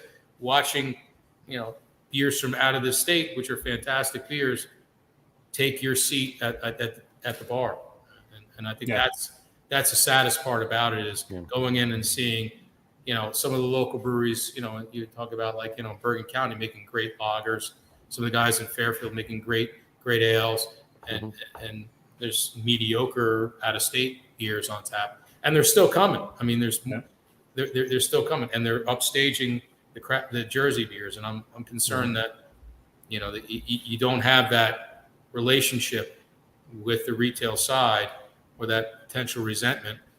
Their business is going to suffer. With some of them, but I think some of them, you're right. Yep, some of them will be diehard fans, but it's a big universe, and I don't think there's a lot of that universe that's fully supportive of competition. There you go. I think, and that's the thing, is I think the feel that we get from much of this business sector, as far as the frustration, is that when you look at restaurants, you look at brew pubs, you look at wineries, you look at distilleries, only breweries are this strictly regulated. Mm-hmm. It is not an even playing field.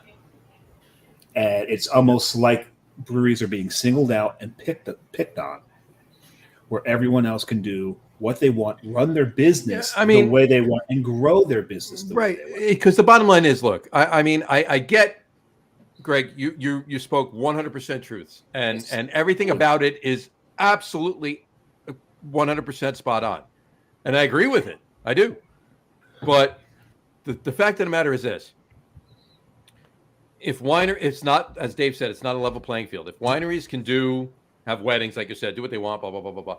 Distilleries, cideries, kitchens in cideries, and food and all that, right? I'm pretty sure that the liquor license that the 6 figures or 7 figures that these 6,000 licensee holders have paid for their licenses, I'm pretty sure that involves selling wine and cider and spirits. Why is it only beer? What's the problem with beer? Why only beer? I think it's because they can object to it, right? Yeah. Like if you go to a lot of these places, what's the volume of distillates out there? How often do you see New Jersey wines? I mean, New Jersey wines have an incredible opportunity.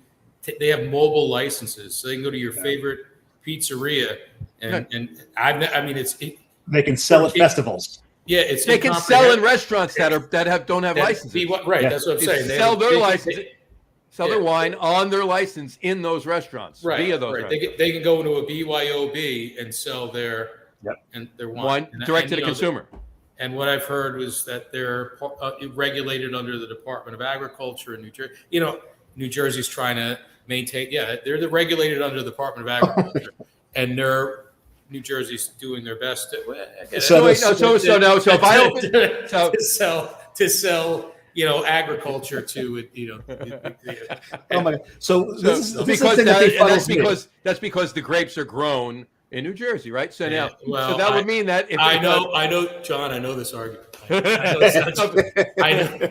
know the game here. Unfortunately, it's not. Like I said early on, it's a mess. And I think if anybody could wave a magic wand and make everybody whole, I know I'm repeating myself, they would. And if we could do, if we could do it all over again, I think, we would back in 1933. But back then, it's New Jersey. It's how it got divided up and there's not to get too conspiratorial, but there's a small group of families involved in this part of the business. We've covered that. We try to stay away from that so much. And they're not, and they don't all end in vowels. It is. Speaking as someone whose name ends in a vowel. You might be related to one of those families. It's funny because my mother's maiden name ended in the same vowel. So it's just a. It's unfortunately it was a mess the way it started, and it once you start that way, it never corrects itself.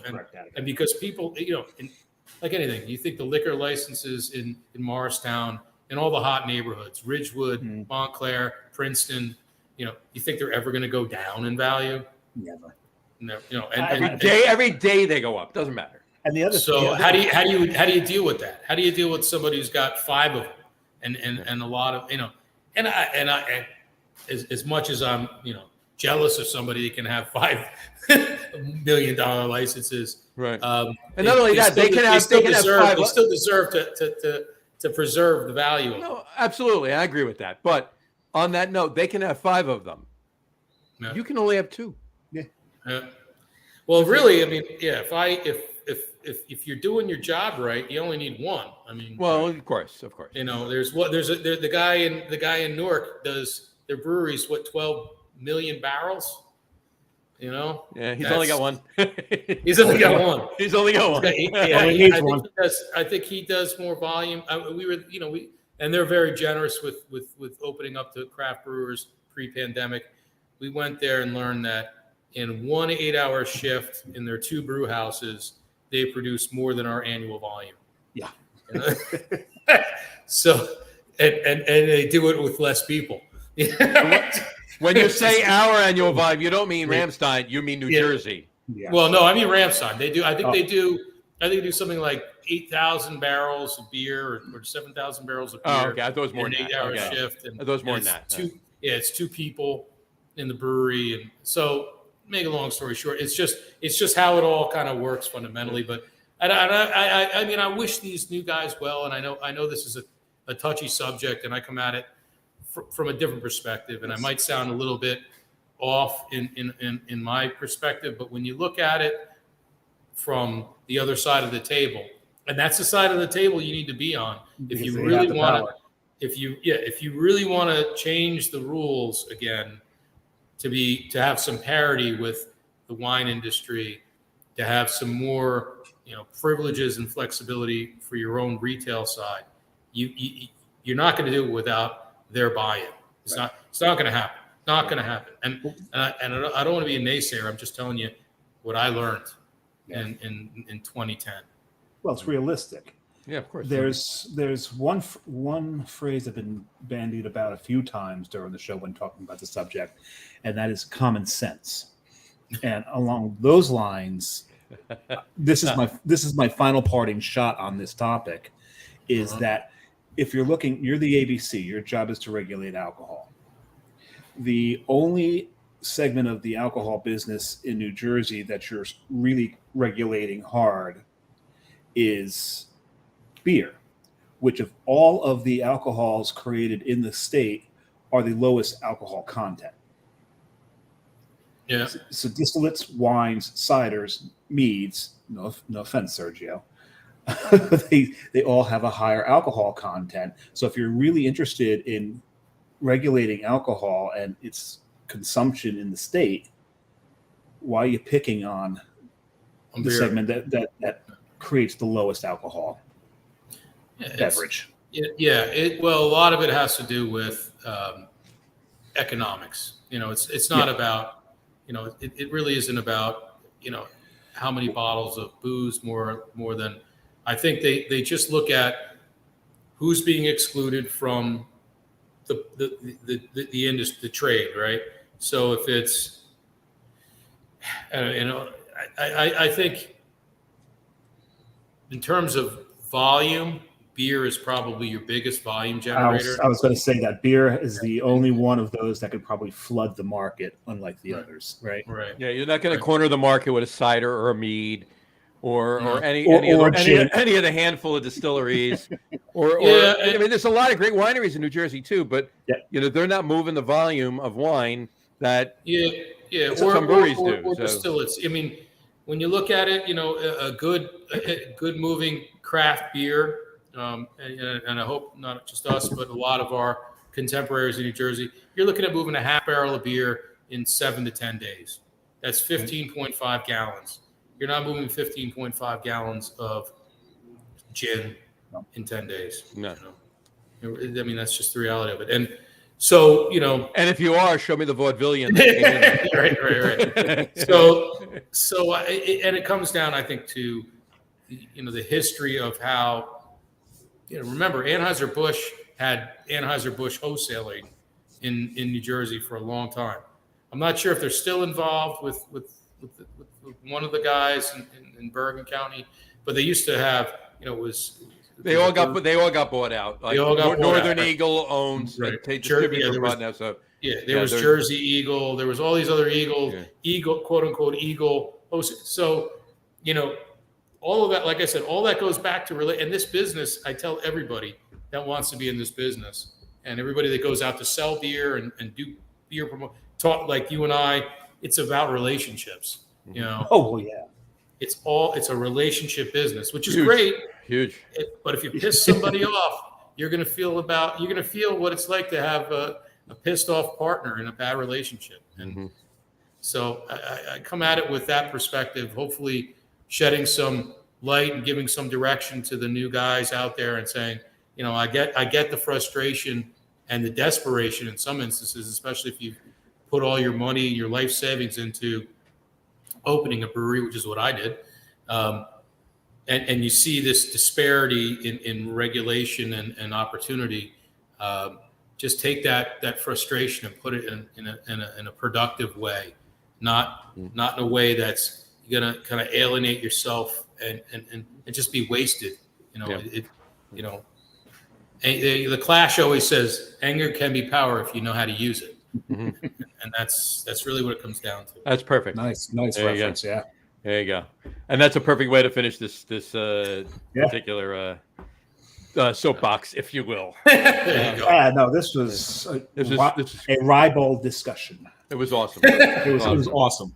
Gotcha. So, good. Yeah, we've thrown out quite a few 50 to 75% words today. Yeah, exactly. Greg's really holding his own on the. What did I get? The word of the day: toilet paper, right over here. So. Symbiotic is the word of the day. So anyway, all right. Want to talk a little bit more about Ramstein and the beers and what's coming up, but we'll do that. Yep. But right before we close, let's do our top threes, okay? Because we've been talking about 19. We mentioned 1933, and that's when it all started in New Jersey with repeal prohibition and everything else, and that's where we came up with the top threes, right?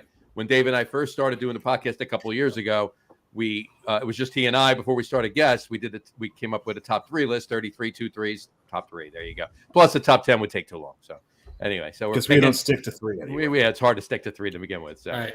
So our top three tonight is top 3 favorite Trappist ales. See, anybody that knows Greg is watching the show. We just threw you. You figured we were going German. Greg is screwed. But who came up with this idea? I did. That would be Greg. There you go. So, there you go. So top 3 favorite Trappist ales. So we're going to start it. We're going to kick it off with Greg. Please give us your top 3 favorite Trappist ales. So you're going 3, 2, 1, 1, 2, 3, whatever you're doing. So can I give you the reason behind the Trappist? Yeah, of course. Please do. Yeah. So, John and I were talking earlier this week about today's, podcast and what's going on at the brewery and talked about German beers and all that kind of stuff. And I said, you know what? Every once in a while, we like to do things that a little kind of creative for us, keep it fun and fresh. And we had an opportunity. One of my friends, who was a home brewer back in the New York City home brewers days, Ben Jankowski, still a great home brewer. He's a grandmaster beer judge, one of these high level guys. Entered his beer into the American Home Brewer Association national competition.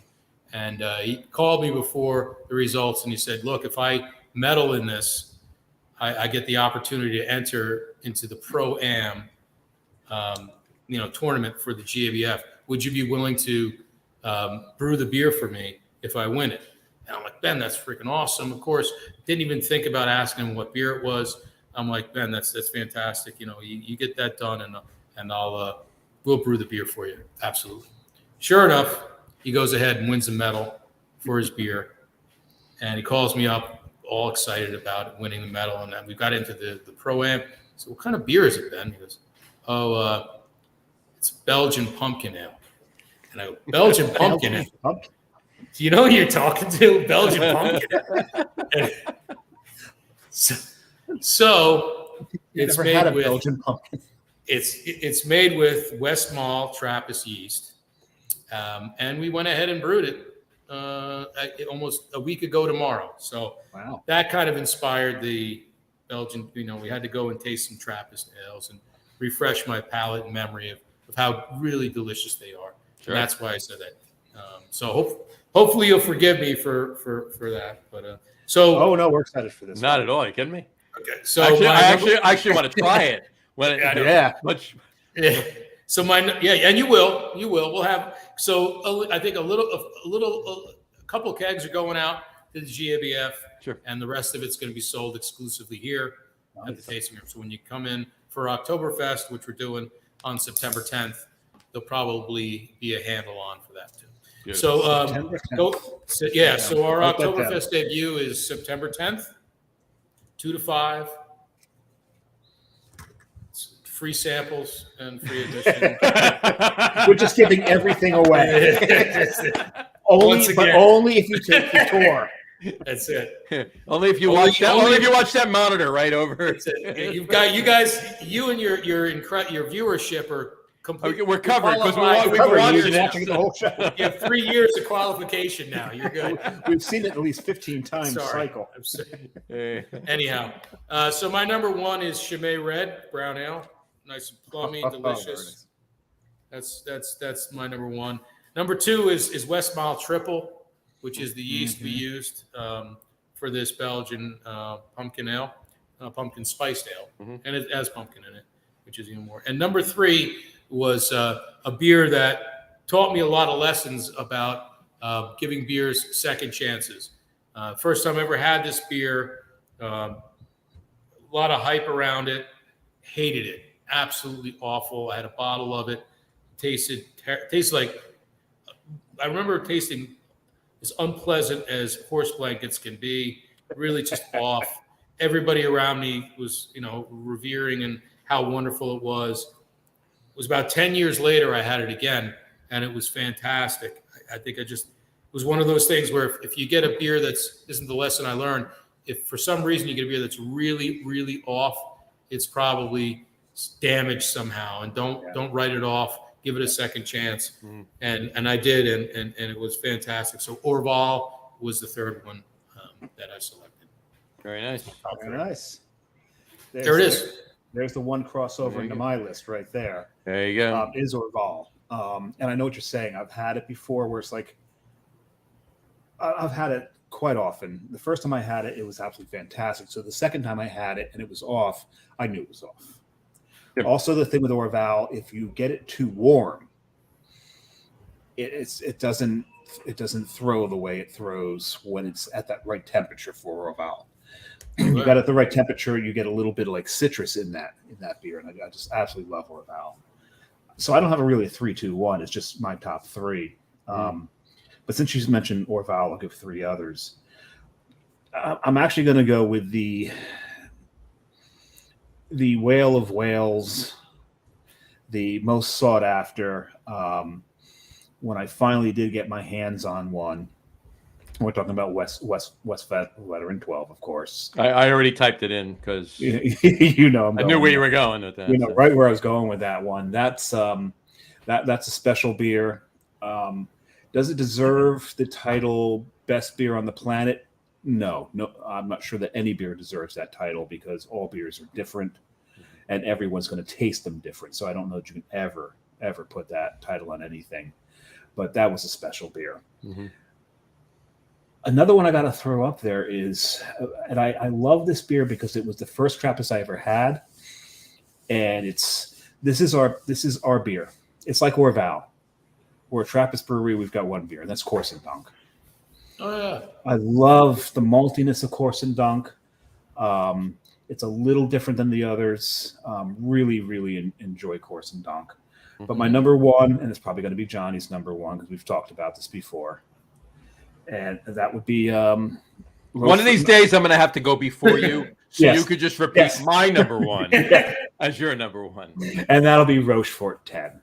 My first Rochefort 10, I poured it into a chalice, and the one thing I love about the chalice is almost every glass shape has a reason for it. Either it accentuates the aromas into your nose, or it opens up the beer. A chalice does nothing really for the beer other than emulate the Holy Grail. That's all it does. It's just really not much for the beer. But I poured into the chalice that I had, and it took me probably at least 10 minutes before I took my first sip, because the smell of this beer, never wanted to end. Anytime to this day, anytime I have a Rochefort 10, I'm probably 15 to 20 minutes after the pour start drinking it because I'm just smelling it the whole time. It's just got one of the greatest aromas of any beer ever brewed. Wow. And the flavor of it's fantastic. It doesn't quite live up to the nose, but it comes close enough to make my top three. There you go. So that's worthy. I'll make sure that's on my bucket list of beers to try. Oh yeah, I have to have Rochefort 10. Yeah. Oh yeah. In fact, when I stopped by the brewery to pick up the Summer Bock and the not Oktoberfest. Not yet. Pick up the Summer Bock and the Crushable. Yeah, Crushable. I'll bring a bottle of Rochefort 10 and we'll split it. And there you go. Yeah. Oh, great. We'll have to bring a few because they're small bottles, John. I'll bring 4 bottles of Rochefort 10 and we'll. Never mind. No. Oh, that's awesome. Well then. Anyway, hopefully we'll remember to get you the Summer Bock and the Gold. Anyway, all right. My top 3 are told already. No, I'm kidding. Orval. I'll throw some honorable mentions in there. Orval was one of the ones I throw in there. I always put a few extra honorable mentions only because I move some things around because you hear what we undoubtedly Dave or the guest or somebody will take, right? So. Orval definitely is an honorable mention. Corson Dunk by far, especially. I mean, Corson Dunk Christmas is one of my favorite Christmas ales. And West Veteran 12, absolutely. And I actually had a similar experience that you had with Orval, Greg. The very first Westy 12 I ever had was horrible, and I was like, "How is everybody loving this beer? This is ridiculous." And then the second and the third and the fourth and on and on and on, they were fantastic. But so it was obviously the first. It was obviously a bad bottle, right? But my top 3. So 3 is going to be Westmalle double, the double. Okay, the double. And my number 2, Chimay Blue. Okay, Yes. nice beer. Yeah, love Chimay Blue. Beautiful beer. Absolutely, I could drink that all night. And my number 1, and I'm not moving it out. Because it is end of story, bottom line, Rochefort 10 and done. It's okay. Gotta throw some love to Westy 8. 12 gets all that spotlight, but Westy 8 is a solid, amazing beer. Yeah. No, So you guys, what happened to kind of bring it closer to home? What happened to Spencer Brewing, right? The guys doing the Trappist stuff. Yeah, Connecticut. Massachusetts. Yeah, they're done. Yeah, just sales down. And I heard, and I don't know how true what I heard was that they're actually gonna they may actually keep the brand going a little bit. And it's not going to be Trappist by any means, but it'll become an Abigail. Become an Abigail and have it brewed elsewhere. It was an idea. I don't know if it's going to happen or it was a thought. But as far as the actual Trappist brewery, they're done. Yeah, that was a very, very yeasty beer. It was yeasty. It was very yeasty. Mm-hmm. And I like yeasty beers. They may have been a little over the top yeasty. Okay, yeah, I never had the opportunity or pleasure to try them, but I thought it was They a were- they noble were- endeavor. It was I good. thought It was. great. It was. No, they were decent beers. They were drinkable. Yeah. It wasn't. It wasn't like they were drain pours by any means. They were. Yeah. They were decent, solid beers. But you Yeah, know, they weren't the worst Trappists. What was the one, Austria? That was not. I was never a huge fan of that Trappist brewery. well, remember that one time that you became a monk and made and homebrewed That was double. awful. That was an probably the awful worst. Trappist ale. Yeah, that's probably the worst. I really shouldn't probably not have used squid ink in it. No, it was bad. It was bad. Yikes! I wanted to do a Trappist black ale. There you go. Black. Anyway, all right. So on that note, to switch gears, back to Ramstein. Let's talk about some of the beers you got coming out. What's normally available? Talk about your flagships, the stuff that's always out there, and then what's coming up. Oktoberfest. Let's talk a little bit more about that before we finish the show. Absolutely. So now we're excited to be back on draft in a lot of locations that are reopening after the pandemic, which is where we were at pre-pandemic. About 80% of our sales were just to restaurants and bars. I'm going to excuse myself for 1 second because I've got about 2.5 liters of beer in me. I'll be right back. Okay. You know what? Hold that thought, Greg, while he goes, because Yeah. I want him to hear that. I'll actually throw this up really quick. Manny Calderon Jr. just commented his favorite Trappist brewery is Chimay. He was fortunate to share Grand Reserve Red and Wit with the late Paul Arnott, Chimay's master brewer. Rest in peace, he said. Oh, that's great. Cheers, Manny. That's a great story. That's awesome. And yeah, That's great, Manny. Chimay's an amazing beer. Manny, by the way, is been a fantastic human being. I mean, he's the original craft beer. I always say this. He's like the best craft beer salesman in New York City, and he's been doing it for decades now, and he knows his beers. And we're excited to rejoin his team and start selling our Ramstein back in the city. He gave me a call. He took a little bit of a hiatus there, kind of chance to catch his breath, and now his passion is getting great beers back into the city, and so it's been awesome. That's awesome. That's great, and it's great to hear. It really is. I mean, folks, we've talked about them on the show before. We've talked about Greg's beers. We talked about Ramstein on the show a number of times. His beers are fantastic, and this is not just me blowing smoke because he's sitting right here. Get up to the brewery, have the beer. It's amazing. It really is. And kudos to you, Greg. Seriously. Thanks, brother. Appreciate it. Absolutely. And thanks for the opportunity. And yeah, I mean, we've been doing this for, we're going to be celebrating our 25th anniversary. Like I said, we're excited about our event on October 18th at the Gate with Bobby in Brooklyn. We're going to do a beautiful wooden barrel tapping there of our Oktoberfest and celebrate. I believe they're doing something, celebratory too, like a 25th anniversary as well. Nice. At the Gate there in Brooklyn on October 18th. So hopefully folks that don't live so close to the brewery and do love our beers in New York have an opportunity to get it there, as well as, like I said, at the Barcades and the Whole Foods.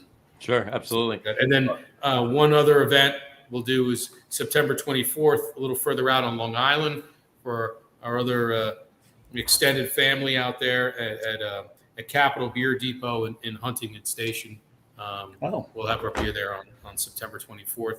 Nice. You can come by and talk to me about New Jersey ABC regulations and how we make great Ramstein beer. There you go. I'll throw up another couple comments from Manny really quick. He said, Greg makes a style not many breweries in the country make. A double platinum blonde is a classic. And I have to echo those remarks. Yeah. Double platinum is an amazing Double platinum beer. is. I do love Double platinum blonde is amazing. Thank you so love much, that beer. guys. I love that beer. Much It's such a good appreciated. beer. So their quick story there goes back to the early days, with Manny and Niche Brands. This was, I think, just when Spite and Dival opened in Williamsburg. This is when Please don't make me cry. Please don't make me cry, because I don't know if you're aware of what Spite and Dival is now. no, I'm not aware. Okay, hold on. We're I'm gonna make you cry because I actually keep the photos here. Okay, just to cry. Okay, This is now. This is now what Spite and Dival is. Okay. It's an Amaro bar. All right. Well, right? They still have craft beer, but their craft list Not even close to the list. is nothing more than any really good craft beer bar anywhere else in the city has. so across They're the gone. street they have Feta Sal, right? Got it out, Yeah. right? Yeah. Yeah, Joe owns the same place, and you know I have and you guys will also appreciate why you're going to have to give them a little bit of an attaboy.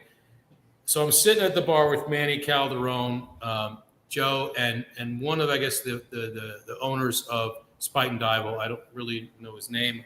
Only met him once. It was at this night, and we're brainstorming what can we do to get Ramstein to the next level beyond Ramstein Blonde, Ramstein Dunkel, Winter Wheat. I think we had at that point our Oktoberfest and maybe our Golden Lager. And we're just, it was at a time when, Brooklyn Brewery was really expanding its landscape of beers, etc. And one of the guys says, why don't you do, and it might have been Manny, why don't you do a double Hefeweizen? Southampton had done a double wit. Why don't you do a double Hefeweizen? I'm like, a double Hefeweizen? What the hell is that? Like I know double IPA, double Hefeweizen, and do something like way above to the next level. Get out of this game with you and Weinstefan and Polaner and you guys are this and that. Get out, just way up top and Make it American. Make it American. Yeah, right. Make it bigger and bolder. Yeah, that's what we do. Make it bolder and better. And we came back to the brewery and made it bigger, bolder, and better. And that is how we invented, Ramstein Double Platinum Blonde. And the idea was from Spite and Dival, sitting there talking to the guys at the bar at Spite and Dival. Oh, don't get me wrong. I love everything that they did. And that bar was home to me. I could go there and sit there for, if they didn't close, I'd sit there for days. But, seriously. But it was just, Dave and I walked in there was it March, beginning of March, right?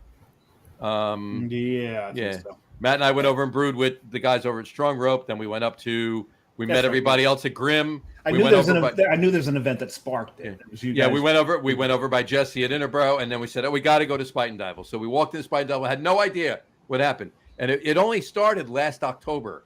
And they opened back up again, and I don't know which owner it was or whatever, decided that he had enough of just the beer. He wanted to open an Amaro bar. So instead of opening another Amaro bar, he changed Spite and Dival when he opened it back up after the pandemic last October as an Amaro bar. It didn't really, other than the punch to the gut.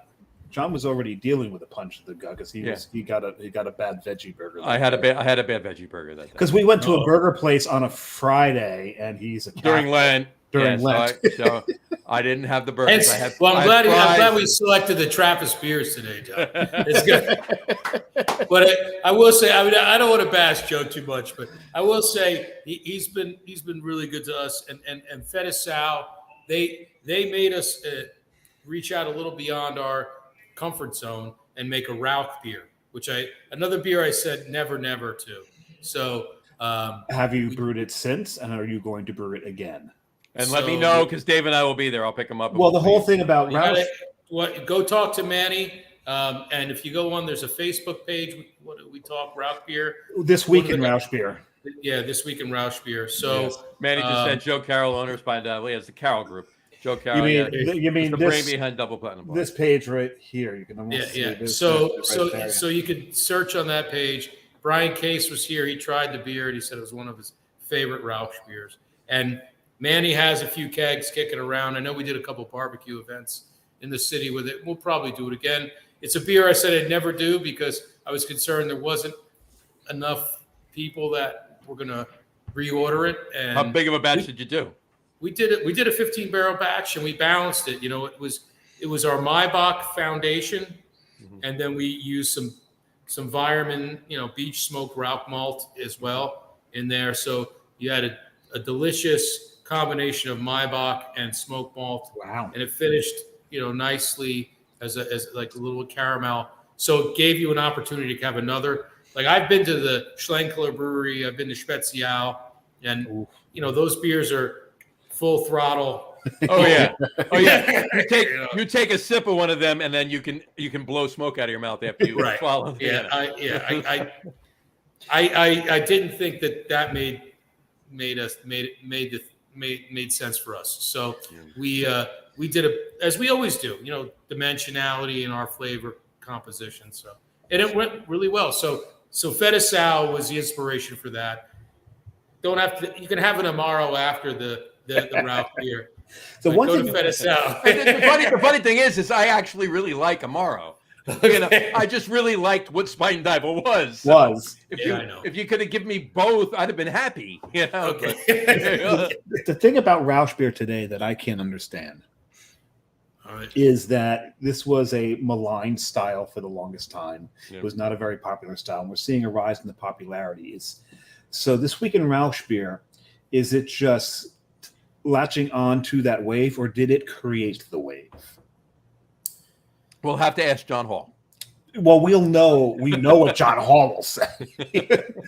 I think it's just this is a good point too.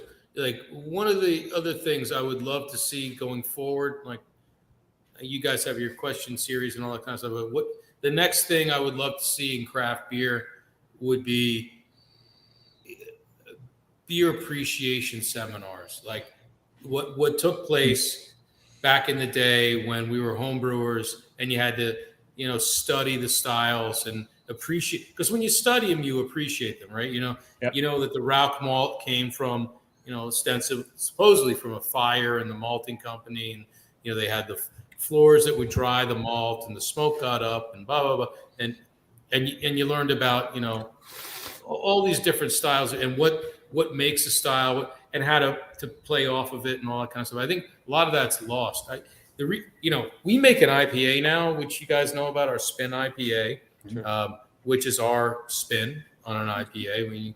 We use all the European ingredients, German ingredients we have here, and spice it up with some domestic hops like Citra and a dry hop. And the reason for that was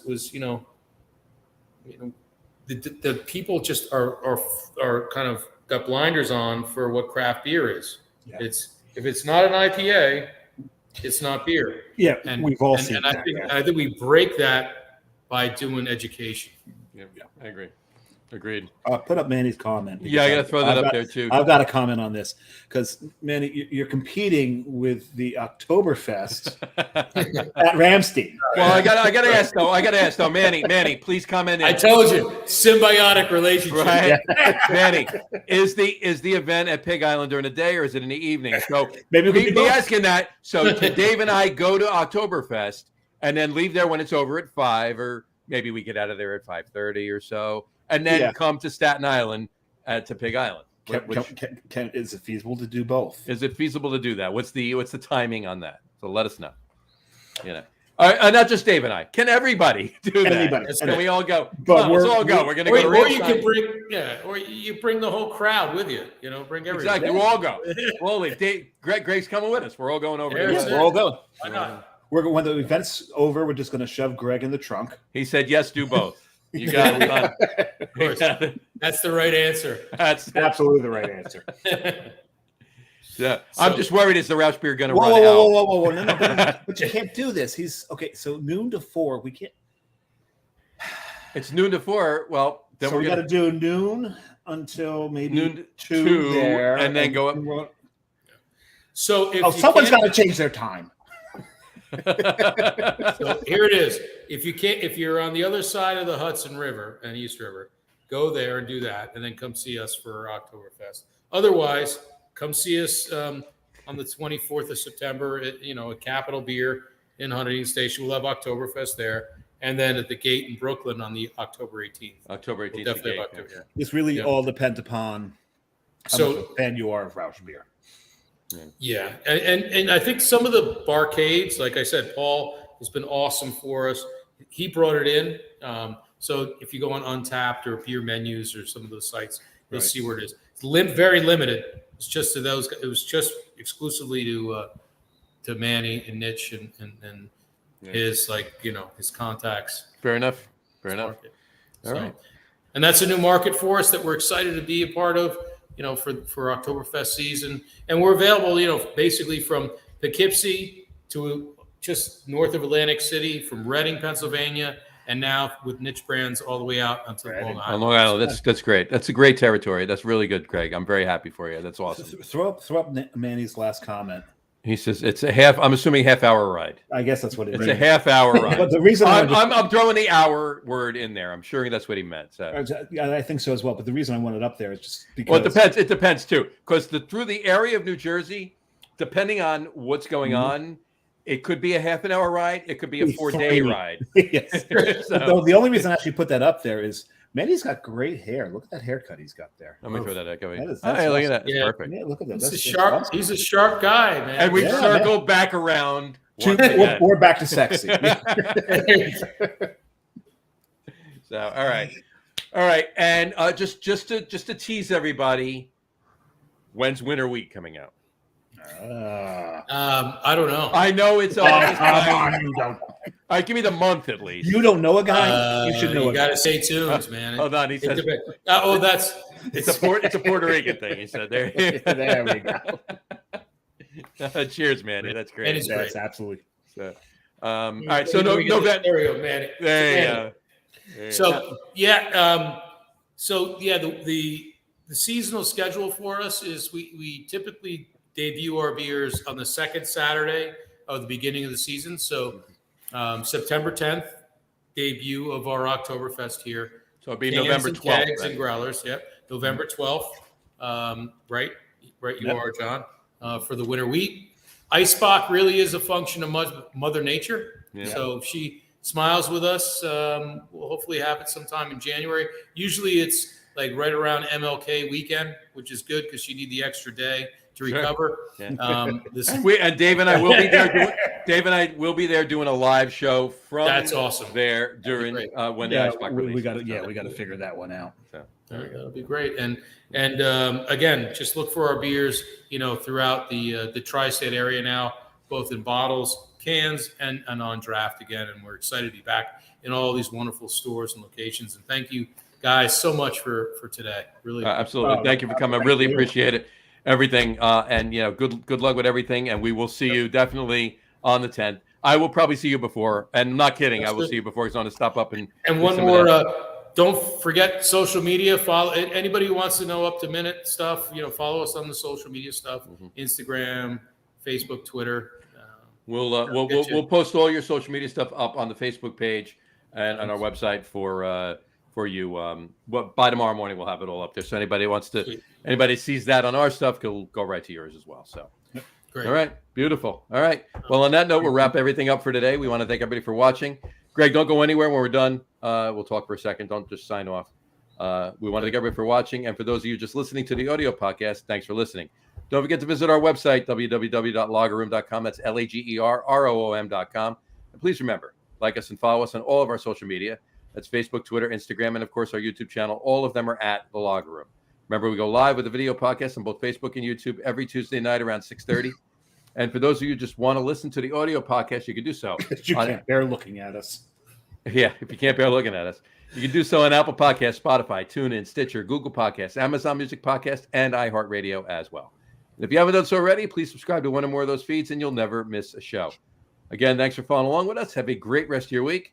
Have a wonderful weekend. Check out everything that Greg is brewing. Yes. Don't forget to check out his Oktoberfest on the 10th of September and everything else. If you do go up there, we'll probably see you there, both of us. And check out all of his social media. And we will talk to you soon, folks. Drink a lot of beer, but drink responsibly. Take care. Cheers. Cheers. Oh, Cheers. Prost. Prost. Nice beer. I made room for another beer. There you go. Nice. I got to get that.